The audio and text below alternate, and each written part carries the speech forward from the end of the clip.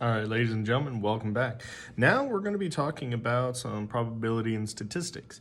So, quick reminder, we're talking about probability of event A, just like I wrote up on there, and we're talking about maybe the probability of event B. And what happens if they're independent versus dependent? How does that look? How can we calculate these theoretical probabilities? And so we're going to be having to do a little bit of thinking, a little bit of calculating in order to find the total possibilities. As an example, let's look at number one here. We have a coin that we're going to flip. So it has two sides, heads or tails. And we don't count landing on the side because statistically it's not going to happen.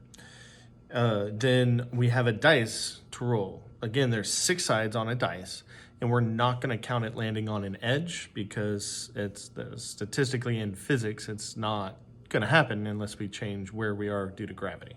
Okay, so being realistic, all things being realistic, we're looking at being able to flip a heads or a tails and being able to roll a 1, 2, 3, 4, 5, or 6. And what we're asked here is how many possible outcomes can there be when we flip a coin and roll a dice?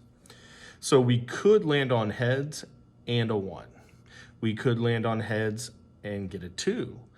We could land on heads and get a 3, heads and 4, heads and 5, heads and 6. So right now, there's a total of 6 possibilities. But that's not it.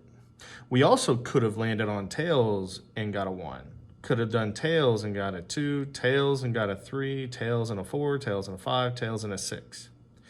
And that leads to 6 more possibilities. So in total, our total outcomes is equal to 12. Now, another way we could have written it is in this little side note here, another way. We could have written as just H1, meaning heads and rolled a 1, H2, heads and rolled a 2, and so on. And then we could have just counted them. So 1, 2, 3, 4, 5, 6, 7, 8, 9, 10, 11, 12.